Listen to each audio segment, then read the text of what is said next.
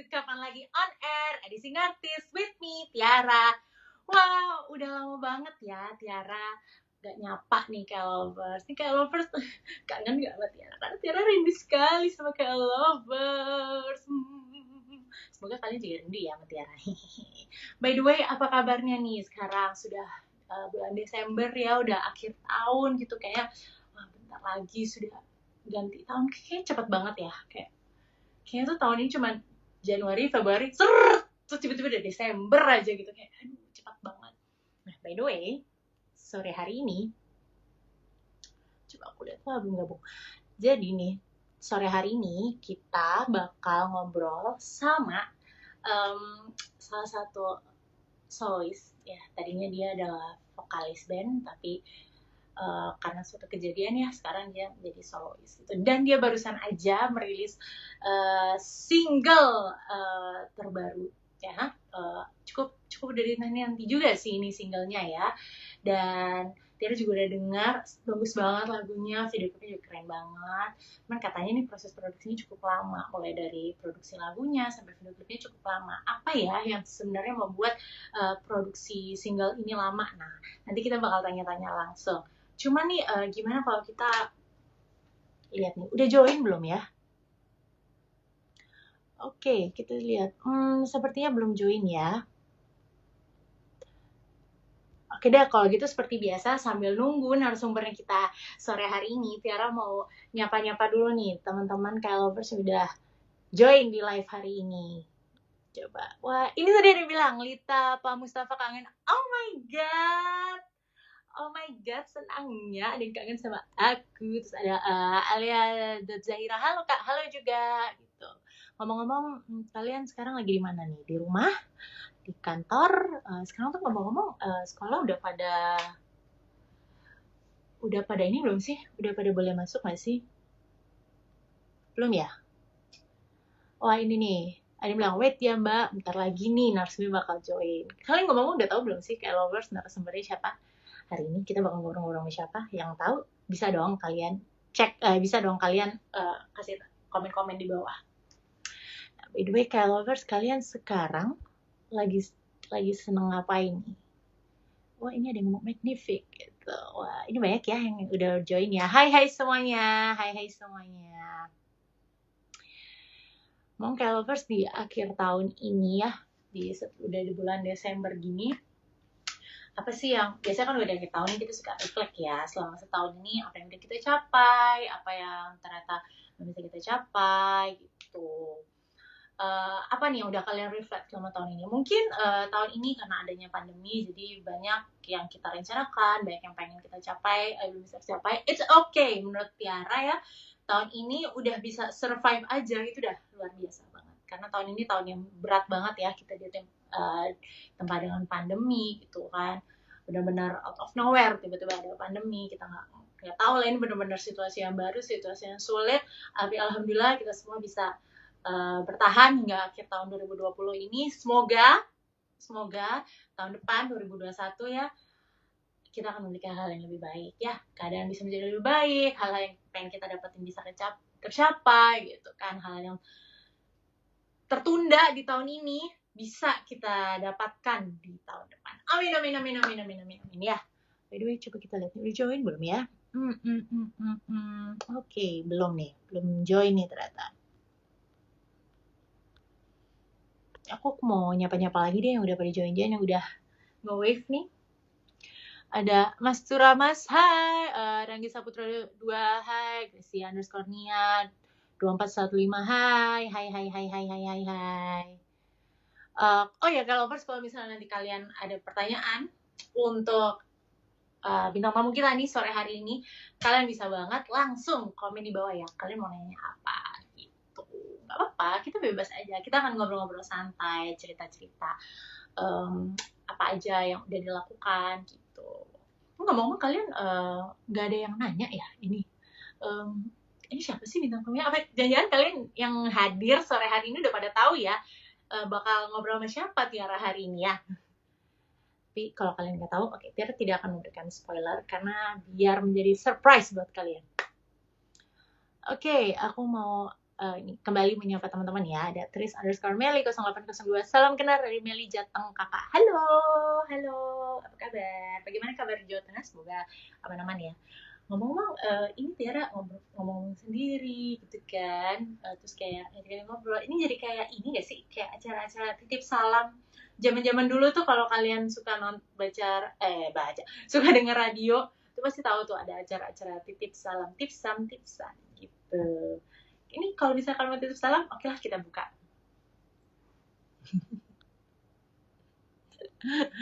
Iya, rasanya jadi kayak titip salam gitu gak sih? Aku membacakan gitu. Kalian menyapa, kami titip salam gitu. Coba kita, gimana kalau kita membuat acara titip salam gitu. Walaupun sebenarnya zaman sekarang komunikasi lebih mudah ya, cuman tuh seru ya titip salam tuh kayak gimana gitu. Ini ada yang nanya, kakak live sampai jam berapa? Oh iya, kapan lagi on air ini akan berdurasi 1 jam insya Allah. Jadi selama 1 jam ke depan Tiara akan nemenin kalian ya, yang sudah dari jam 4 tadi ya, Tiara udah ngobrol-ngobrol sama kalian. Nanti 1 jam kita akan ngobrol-ngobrol dengan bintang tamu kita.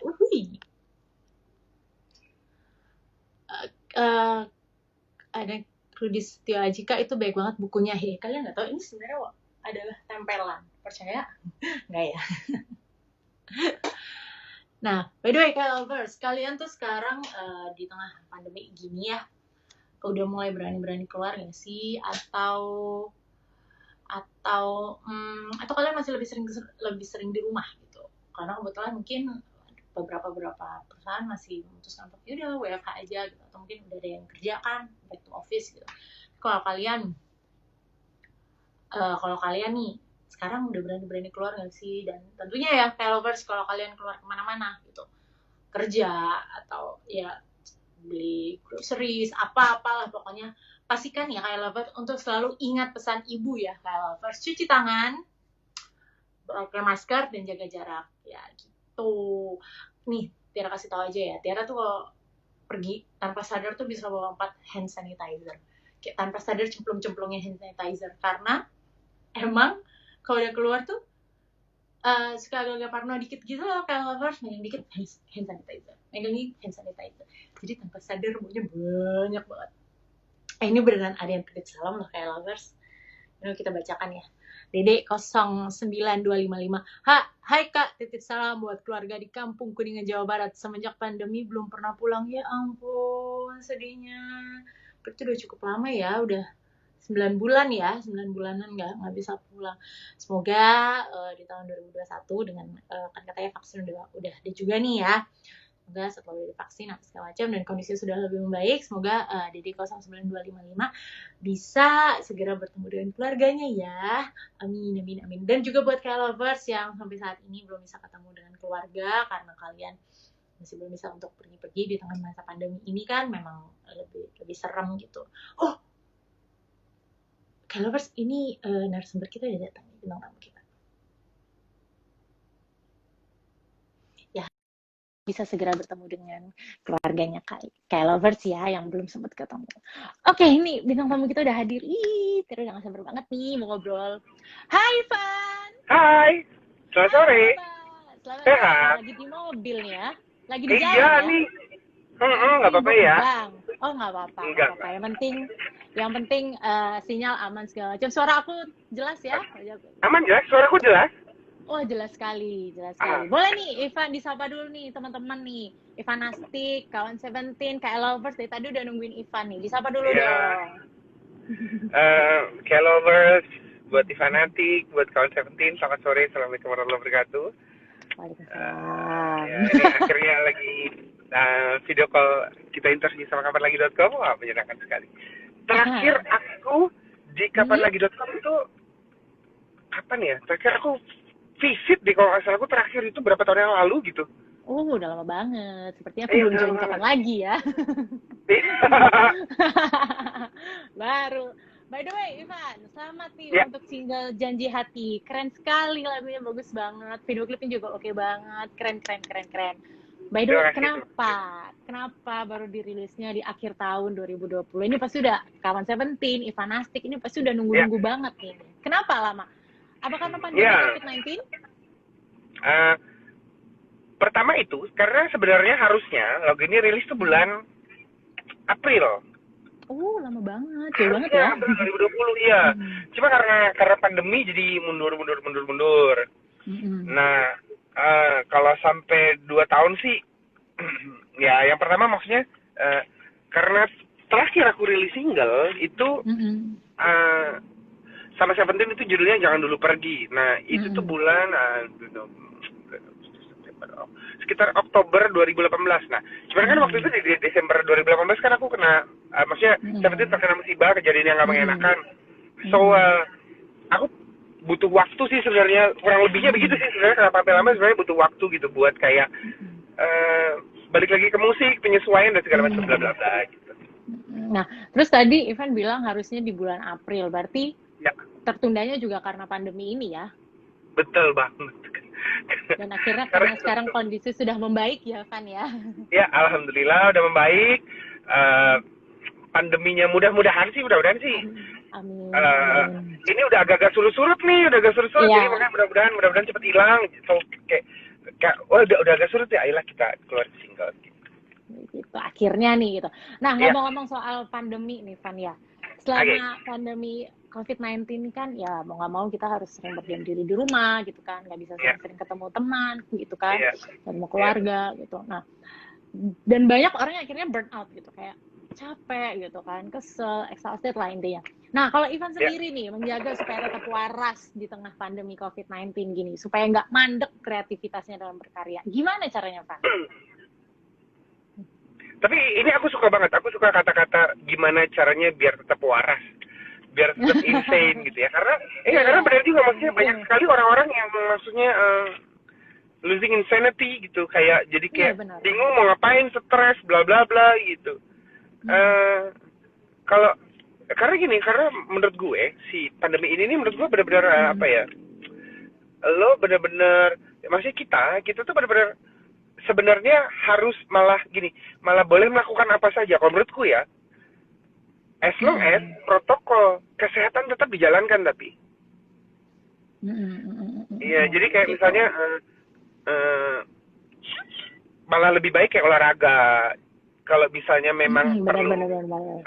jalan-jalan, misalnya, maksudnya nggak di kerumunan orang ya.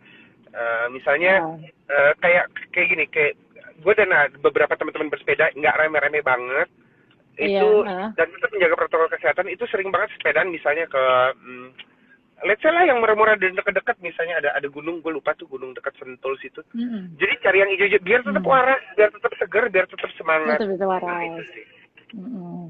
Nah, kalau Ivan sendiri nih, tadi ngomong di tengah pandemi gini, jadi mungkin jadi ada waktu nih untuk olahraga gitu. Ivan sendiri berarti sekarang jadi menggeluti olahraga apa nih karena ada pandemi COVID-19 nih? Apa jadi ikut sepedaan juga atau ngapain gitu? Ini kebetulan gue masuk baru. Hai Pak, siap silakan. Ya, terima kasih. Ini kebetulan gue lagi di GBK, that's why gue harus pakai masker. Harus pakai masker karena tadi barusan habis melewati pemeriksaan, dan sekarang memang lagi pengen sepedaan, jadi kayak oke. Iya, jadi bener-bener pas banget pas ditanya sepedaan. Dan ya memang kalau dibilang sih kayak keikut tren sih. Bener, memang keikut tren. Maksudnya kan sekarang lagi tren banget tuh ya sepedaan. Yang suka ikan main cupang. Yang ibu-ibu sukanya tanaman. Yang jadi mahal-mahal banget tuh. Iya, bener. Tapi ya maksudku apapun itu, whatever we do, yang penting as long as kita happy gitu. Gue happy, dan kebetulan sepedaan ini menurut gue juga bisa bikin sehat. Jadi makanya gue seneng gitu. Refreshing juga kan, mendapatkan udara segar sambil olahraga tuh kan, kalau happy imun lebih bagus kan untuk melawan COVID-19 gitu. Bener. Nah, by the way, Van, di tengah pandemi gini kan banyak nih ya musisi-musisi yang akhirnya nggak bisa tampil off air gitu. Cuman kayaknya aku dengar beberapa tuh udah bisa nih tampil off air gitu. Nah, Ivan sendiri udah mulai tampil off air nggak nih? Alhamdulillah. Karena tidak bermaksud buat nyombong gitu, maksudnya. Nggak apa-apa, sombong aja. Maksudnya kalau dibilang penuh sih jauh banget gitu, dibanding yang kemarin jauh gitu. Cuma memang maksudnya gue bersyukur banget kalau ternyata di pandemi ini, maksudnya banyak gue kadang-kadang sedih gitu, banyak banget teman-teman musisi yang susah banget gitu dapat panggungan. Gue kadang-kadang masih suka dapat gitu, dan itu maksudnya gue bersyukur banget. Walaupun maksudnya ada juga yang kayak misalnya virtual ada juga yang off air tapi berjarak banget juga ada juga yang wedding tapi dengan protokol kesehatan yang yang sangat ketat gitu juga banget. Ada juga gitu, tapi ya bersyukur gitu, oh masih ada aja nih rezeki gitu, walaupun mungkin nggak seperti dulu ya gitu kan, yang penting ada gitu, bersyukur. Cuman kan ada rasa takut nggak sih untuk tampil off air gitu, karena kan ya walaupun mengikuti protokol kesehatan gitu kan, tapi kan pasti masih ada agak serem juga nggak sih ini sebenarnya tampil off air di tengah pandemi gini? Enggak sih, maksudnya gue tahu maksudnya gini, gue tahu pertama panitianya pasti punya standarisasi panitianya, terus dari tim manajemenku sendiri pun itu juga punya standarisasi gitu, jadi kayak nggak boleh foto-foto, kalaupun memang nanti misalnya gitu ada yang pengen foto-foto itu tetap jaga jarak gitu, nggak boleh semua gitu, misalnya habis event ya, biasanya karena habis event biasanya suka ada yang ada foto-foto keluarga yang pengundang atau panitia gitu, itu tetap, jadi panitianya ada punya prosedur, manajemenku pun punya prosedur. Aku rasa gimana caranya tetap bisa cari duit tapi tetap aman. Tetap aman karena gimana butuh ya mencari uang itu, mencari cuan ya di masa sulit seperti ini ya, Van ya. Banget, butuh banget. Sudah banget ya, butuh banget. Jadi alhamdulillah sudah mendapat tawaran-tawaran lagi, disyukuri, dijalani dengan sebaik-baiknya ya, Van ya. Bener banget. By the way, Van, kita udah di akhir tahun ya, udah di bulan Desember gitu. Biasanya nih di akhir tahun kita suka reflect apa yang udah capai, walaupun sebenarnya cukup banyak yang mungkin cukup banyak, nggak terlalu banyak yang bisa kita capai di tahun ini. Tapi kalau Ivan sendiri nih, apa sih pelajaran yang paling bisa kamu ambil di tahun ini, di tahun yang sulit dengan adanya pandemi COVID-19 ini? Oke, ini gue ada dua versi sebenarnya. Gimana? Ada dua versi jawaban. Kalau versi yang ngasalnya itu tuh gue nganggap 2020 nih cuman ada bulan Januari dan Februari, karena sisanya itu latihan akhir zaman menurut gue. Enggak, tapi itu versi ngasal itu. Iya, karena saking beratnya gitu ya. Ini adalah ini aja perumpamaan aja. Cuman memang maksudnya ya ternyata maksudnya gini. Ternyata kesusahan itu bukan hanya kita yang rasain gitu. Kesusahan itu semua orang merasakan dampaknya gitu, dan sekali lagi maksudnya kita masih harus bersyukur banget karena sampai sekarang nih kita masih hidup gitu, kita masih ada gitu. Banyak banget maksudnya dengar berita teman-teman yang gini deh, yang COVID deh, yang sakit dan harus nggak ada karena COVID itu banyak. Ataupun dirawat, ataupun aku sampai dengar waktu itu di daerah Jakarta Timur ada satu keluarga ibu dan anak yang memang harus meninggal karena saking nggak punya uangnya, itu meninggal kelaparan gitu. Maksudku ya biar gimana pun apapun keadaan kita, pertama harus disyukuri gitu. Ini bukan hanya cobaan buat kita, tapi ini cobaan buat semua orang. So gue ngerasa tahun 2020 ini, kalau gue pribadi sih, gue di posisi yang harus lebih banyak bersyukur menurut gue. Maksudnya masih diberikan kekuatan. Kalau mau mengeluh mas, semua orang mengeluh, pasti mengeluh. Betul banget. Tapi ya bersyukur aja sama keadaan yang kita punya sekarang, dan gimana caranya lebih semangat lagi gitu. Gue pengen lebih optimis lagi, lebih semangat lagi gitu. Makin gue ngerasa gini, kayak lagu, what doesn't kill you make you stronger. Betul banget, Pak. Betul banget. Jadi apa yang nggak mematikan kita harusnya membuat kita lebih kuat, dan gue ngerasa harusnya teman-teman KL lovers pun, fanatik pun harus jauh lebih kuat dibanding sebelumnya. Benar banget, Pak. Luar biasa. Bijaksana sekali ya. Enggak Ternyata juga. tahun 2020 membuat kita semua menjadi lebih bijaksana ya, sepertinya. Iya, harus. Oke, Harus. harus. Karena memang tahun ini tempat banget gitu. Jadi kita bisa Ya, benar. survive di tahun 2020 aja sudah sangat luar biasa. Gitu. Itu udah Benar. pencapaian. Udah kayak, you did good gitu. Oke, kembali ke Janji Hati nih ya. Ke Ya, single terbarunya Evan nih. Apa nih yang membuat kamu memilih Janji Hati untuk single kamu? pertama Basic polling. ya pertanyaannya. Oh, polling. Pertanyaannya pertanyaannya basic. Basic ya. Iya. Tapi jadi gini, gue dan anak Seventeen itu punya punya sebuah kebiasaan, yaitu Mhm. biasanya kalau kita mau menentukan single, itu Mhm. biasa kita ngumpulin dulu lagu, jadi kayak misalnya Mhm. 15 sampai 20 gitu. Mhm. Dan habis itu kita polling. Pollingnya juga Mhm. ke beberapa fans, ke Mhm. manajemen gitu, ke beberapa teman-teman yang ngerti, beberapa Mhm. MD radio, terus sama beberapa orang random. Dan memang terpilihnya Janji Hati ini memang murni karena polling. Jadi Oh kayak gitu. suara terbanyak gitu, ya. Jadi dari berapa pilihan lagu nih, Van? Sampai akhirnya kamu lakukan polling terus muncullah Janji Hati. 15. Jadi Wih, Janji Hati ini banyak karena banget. lumayan dari 15 lagu. Nah ya. Lumayan.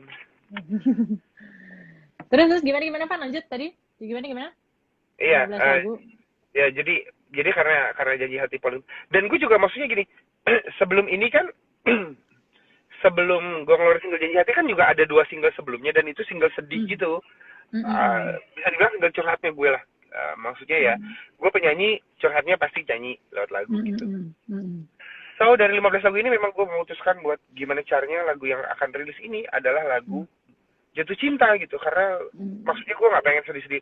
Maksudnya gue sebagai musisi tuh kayak punya tanggung jawab untuk menyanyikan lagu dengan berbagai macam rasa gitu, jangan lagu sedih doang. Bener. Jadi gue memutuskan buat ini kayaknya harus jadi apa ya, titik balikku gitu. Aku pengen nyanyi lagu eh, jatuh cinta gitu, biar biar aku merasa bertanggung jawab akan profesiku sekarang gitu.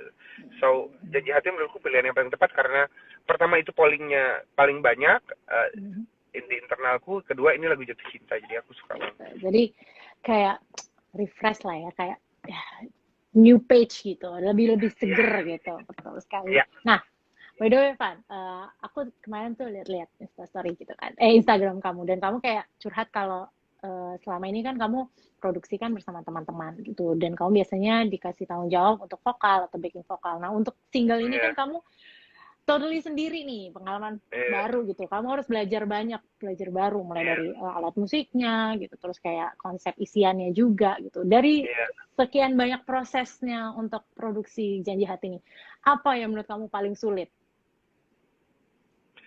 Oke. Kebetulan semuanya sulit. karena ini baru buat gue gitu. Karena maksudnya gini, karena aku nggak pernah expect sebelumnya, maksudnya gini, pada saat aku mengeluarkan single aku nggak tahu benar-benar, maksudnya aku ngerasa kayak mungkin karena kurang pengalaman ya, maksudnya kurang pengalaman sendiri gitu ya, karena aku nggak pernah punya pengalaman sendiri. Aku selalu ada teman-teman di belakangku, ada saudara-saudaraku, so kayak oke, kita ngeluarin single, yuk kita produksi gitu. Ternyata kayak aransemennya mau digimanain, ini begini, terus aku ngerasa kayak oh iya ya, kan gue sekarang sendiri gitu. Iya ya, harus ngapain ya gue, apa yang harus, jadi benar-benar gue kayak start from zero banget gitu. Gue jadi dari nol sekali gitu. Sampai akhirnya maksudnya gue memutuskan sahabatku sendiri ada David dari Noah. Itu aku minta tolong dia kayak bro, kayak lo harus jadi musik director, karena memang kedekatan personal juga, maksudnya dia sahabatku, jadi dia tahu banget apa yang aku mau. So kita mulai kerjain lagunya, dan ternyata pertama memang ya ternyata memang susah gitu. Sulit sekali ya. Iya, hal-hal yang aku nggak pernah tahu sebelumnya, karena dulu sih sama saudara-saudaraku, ternyata itu memang susah. Dan part tersusah adalah menurutku bagaimana musik itu juga bisa menyampaikan rasa seperti yang dilirik gitu. Ternyata aku juga baru tahu, ternyata musik itu juga nyanyi, bukan cuma vokal doang gitu. Dan ini baru gue tahu sekarang, jadi kayak oke. Aku belajar sekarang. Gitu. Jadi pengalaman baru, ilmu baru, berarti kedepannya ini bisa diaplikasikan lagi, bisa lebih oke lagi nih pasti ya untuk single-single selanjutnya ya, Van ya. Amin. Amin. Nah, Ngomong-ngomong ini untuk lagu ini proses produksi lama dengan banyak ganti-ganti juga kalau nggak salah ganti-ganti intro lah, interlude apa Yap, segala macam yap. gitu. Momen apa sih yang akhirnya membuat Ivan dan juga tim produksi kayak udah nih akhirnya puas nih sama hasil akhirnya Janji Hati? Oke. Ini pertanyaannya keren banget. Nggak ada yang nanyain sebelumnya. Eh, ah, Bener banget. Jadi ada aku juga loh. Jadi gini, ada satu momen itu sekitar jam setengah 3 pagi. Itu Mhm. aku sama David mendengarkan aransemen yang terakhir yang sekarang. Jadi Mhm. aku berdua doang gitu di ruang tamu. Kebetulan di Mhm. teras rumahku gitu sambil ngobrol-ngobrol terus setengah 3 pagi gitu. Kita Mhm. coba dengerin lagi lagu ini Mhm. dan kita ngerasa kayak somehow gitu somehow aku nggak tahu ya aku nggak tahu cara menikmati musik ala musisi dan orang lain beda atau sama. Cuman aku ngerasa kayak lagu ini nih punya punya energi yang besar aku ngerasa. Ini lebih besar gimana tuh Energinya maksudnya? ada apa ya? Hmm, ada sebuah energi dan rasa yang tersampaikan di lagu ini gitu. Hmm. Dan itu kita rasain di aransemennya sebelum masuk vokal. So kayak Hmm. di titik itu sih itu ada momentum di mana kayak oke, kayaknya selesai deh bro. Oh Kayaknya selesai gitu. ini udah Hmm. finish. Ya ini kayaknya maksudnya kan aransemennya ganti-ganti semua tuh sering udah banyak banget kayak Hmm. kayaknya ini this is the right one kayaknya cu. Ya kalau kita nyari perfect nggak akan pernah perfect tapi gue Hmm. yakin this is the right one gitu. Right in the feels gitu kayak udah mantap banget nih ini kalau didengar gitu ya. Iya, iya, Tapi itu iya. jadi momen yang kayak mengharukan gitu nggak sih dengan setelah kamu belajar hal baru gitu, terus gonta-ganti segala macam, akhirnya jadilah nih sebelum kamu take vokal itu jadi momen yang kayak gimana gitu nggak sih? Sentimental nggak buat kamu itu? Iya, sebenarnya iya. Maksudku, aku juga nggak tahu kenapa kenapa kamu bisa nanya seperti ini karena menurutku jarang yang bisa menangkap ini gitu. Dan to be honest, ya, iya. Maksudnya Hmm. ternyata ternyata pada saat saya mastering, maksudnya di Hmm. label juga ya, buat teman-teman Hmm. orang-orang di label juga karena kebetulan label musikku juga ini orang-orang yang udah lama aku kenal dan udah kayak saudara. Hmm. Ini somehow Hmm. jadi apa ya? Jadi proses yang sangat emosional.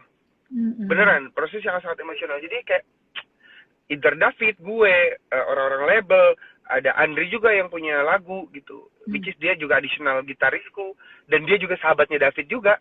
Itu kita semua jadi sangat emosional di lagu ini, maksudnya gila ya, through a lot of proses, Hmm. dan kita menikmati setiap prosesnya, dan Hmm. ini finally done gitu, ini selesai gitu.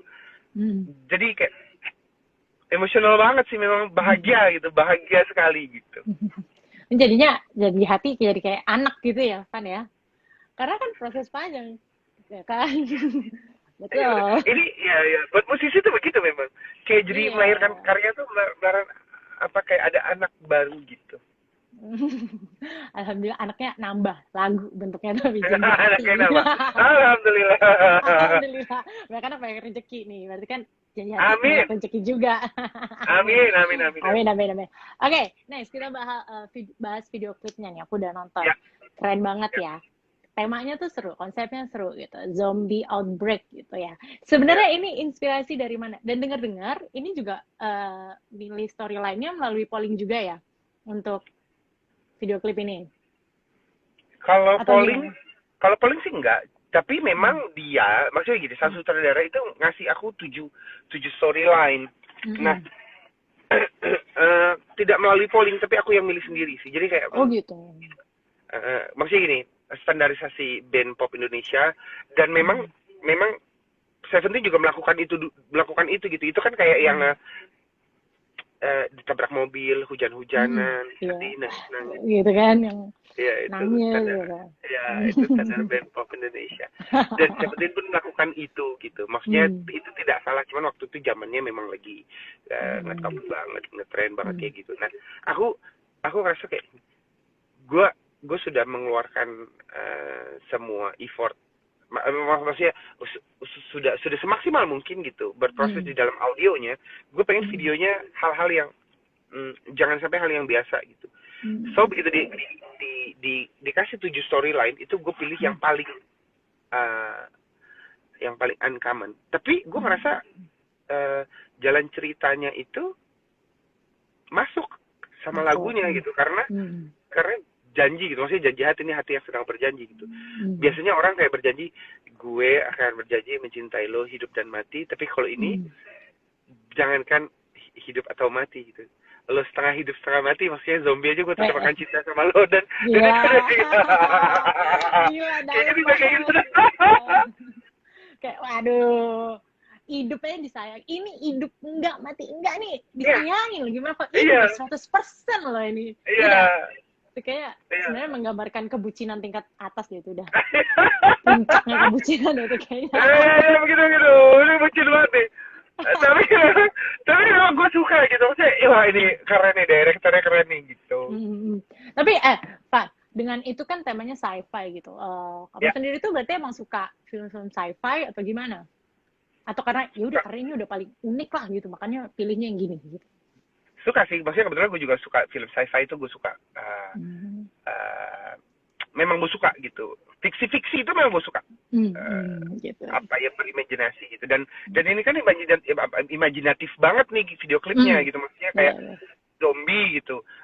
Si cowoknya berusaha mengembalikan zombie ini ke manusia gitu. Lewat serum-serumnya. Dan ternyata si zombie ini sembuh bukan karena serumnya, tapi karena cintanya. Gue kayak wow. Oh my god, so sweet gitu ya. Nah, itu Van. Jadi yang paling menarik perhatianku adalah kan itu kamu naik kuda ya, Van ya, tanpa sadel pula gitu kan, untuk gitu. Nah, itu gimana, butuh waktu lama nggak supaya luwes nih naik kuda? Kan naik kuda serem banget ya masalahnya ya, pakai sadel aja udah serem gitu kan. Gimana Van? Buat orang yang nggak pernah naik kuda itu serem. Ya. Banget maksudnya, Van, aku barusan nyobain juga soalnya. Takut. Oh oke. Kan kerasa kan, takut jatuh, takut ditendang, takut miring, takut kudanya ngamuk. Itu kan segala macam ada di kepala gitu. Karena bukan kita yang handle the control of the kuda gitu. Kuda punya kelakuan sendiri. Benar. Dan permasalahannya, gue tahu kalau kuda itu makhluk yang sangat sensitif banget. So kebetulan kudanya namanya Maya, dan dia cewek. Perempuan. Jadi sebelum gue naik kuda itu gue lulus dulu. Ini beneran. Ini maksudnya ini happen. Jadi gue lulus gitu, terus kayak gue ngomong gitu gini, Maya, kebetulan aku belum pernah naik kuda sebelumnya, jadi bantu ya, saya takut sekali nih gitu. Karena gue takut banget. Tapi ya maksudnya alhamdulillah lancar gitu. Walaupun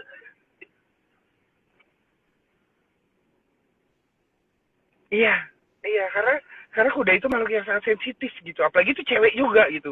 Itu cewek. Agak kepotong-potong nih, Van. Gue ngerasa, halo, kepotong-potong nih, Van. Suara aman? Sorry, Van, sorry. Oke, iya, jadi udah aman. Oke. Jadi gimana? Oke, aman. Iya, karena gue ngerasa kuda itu sangat sensitif, dan dia cewek juga, kayak gue harus minta izin dulu nih, gue harus menyampaikan sesuatu ke kudanya, ke si Maya gitu, biar dia nggak ngamuk pada saat gue naik, kan nggak lucu juga gitu. So ya gitu. Serem banget kan masalahnya. Tapi itu kayak hari H pas syuting langsung belajar naik kuda itu, atau kayak ya pendekatan dulu nih berapa hari, latihan dulu sama si Maya ini gitu, atau langsung tempur aja lah gitu? Halo? Langsung on the spot. Halo, aman? Halo? Aman. Halo? Ivan? Aman. Iya nih, sinyalku ya? Iya nih kayaknya nih. It's okay. Tapi udah aman lagi ya? Halo? Oke, aman. On the spot sih kebetulan, maksudnya aku belajar, maksudnya aku naik kudanya itu benar-benar on the spot, karena ya maksudnya aku juga agak-agak tenang, karena memang ada pemandunya gitu, ada guide-nya si pelatih kudanya ada tuh mamangnya di sebelah gitu. Cuman kayak maksudnya kan tanpa sadel, dan si kuda itu kan punya tulang punggung. Nah, sebagai cowok gitu, itu sakit naik kuda tanpa sadel. Jadi gue sempet meringis gue gitu. Bener-bener kayak, mang, tolong dong gitu, tolong gitu. Ya maksudnya ini ya para cowok kalau mau tahu gitu, cobalah naik kuda tanpa sadel. It hurts serius sampai ke ulu hati rasanya gitu. Cuma memang harus gue lakuin karena ya totalitas gitu. Gue sampai agak-agak ngomel tuh ke saudaranya, gue bilang, lo kalau gue kenapa-napa lo yang mau gue ngomelin gitu. Cuma dia ketawa dong, enggak bang, aman bang. So ya udahlah ya.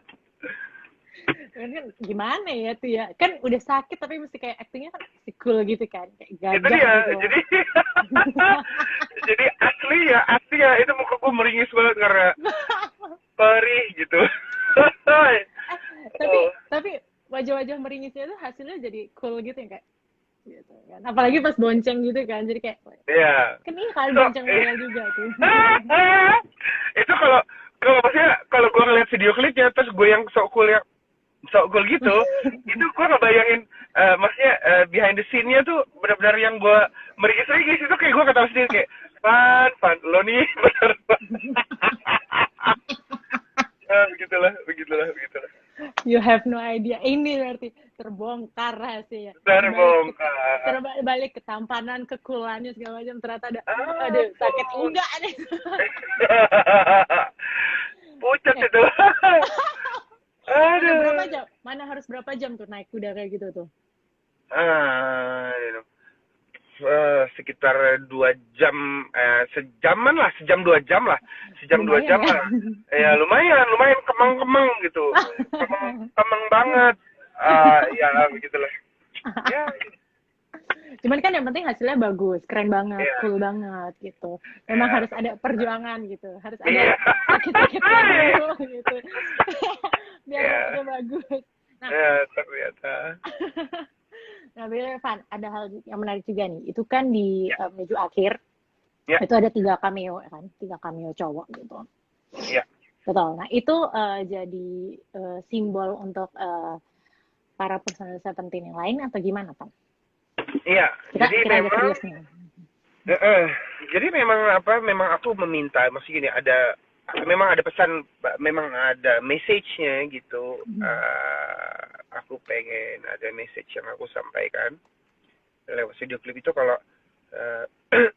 aku pengen gimana caranya saudara-saudaraku itu ada di klip gitu, walaupun hanya dalam bentuk simbol gitu. Dan pertama sih, maksudnya gini, pertama aku pengen ada pesan di mana aku berada sekarang di tempat aku berada sekarang itu karena saudara-saudaraku. So kemanapun aku pergi, aku pasti akan membawa saudara-saudaraku gitu. Pesan itu pertama. Kedua, memang ini menyamankan diriku gitu. Jadi aku bukannya pengen bersedih-sedih, enggak. Cuman memang terakhir gue bikin klip itu 2,5 tahun yang lalu, dan selama gue bikin klip itu sama Seventeen. So gue ngerasa ini akan awkward kayaknya kalau gue sendiri gitu, kayak gue nggak pengen gitu, kayak sepi banget gitu. Nah, begitu kemarin si direkturnya menghadirkan 3 orang yang mirip, terus udah gitu begitu cut gitu selesai adegan itu tuh, gue tuh sempat berbisik ke direktur gini, namanya Jafran gitu, jadi gini, Jaf, makasih ya, somehow gue ngerasa nggak sendiri, jadi kayak ada yang nemenin gitu. Dan itu memang maksudnya menyamankan gue di set gitu, jadi wah nggak sendiri gitu. Kan tadi kan kamu ngomong nih, kamu masih suka awkward gitu dengan sendiri gitu kan. Nah, kalau kamu tampil off air gitu kan, sekarang mau nggak mau kamu tadinya kamu vokalis band, sekarang menjadi soloist gitu.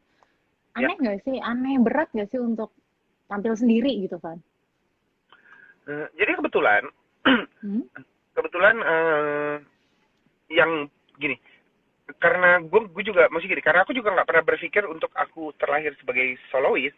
Aku berpikir kalau aku tuh terlahir sebagai seorang vokalis band, so aku nggak bisa membayangkan diriku adalah seorang soloist.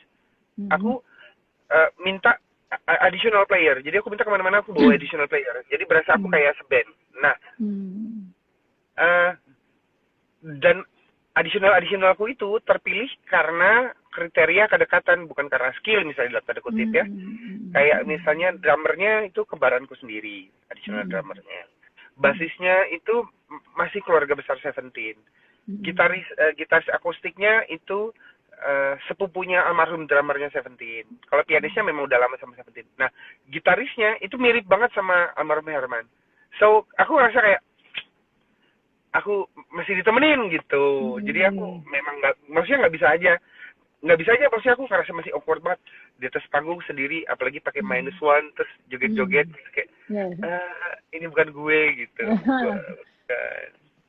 Kan tapi tadi soal kamu bilang kalau kamu memilih berdasarkan kedekatan bukan skill, aku bisa paham sih karena ini sotanya aku ya kan ya. Menurut aku memang ketika kita main dengan additional player dan terus kita udah ada chemistry, udah kenal gitu, chemistry-nya lebih enak karena ya nggak sih Van, menurut kamu kayak skill itu kan bisa diasah ya. Tapi kalau chemistry itu kan membangunnya lebih sulit gitu. Setuju nggak Van? Correctly, setuju banget. Jadi sekarang pun kamu Temple of Air pun kayak nyaman gitu ya Van ya?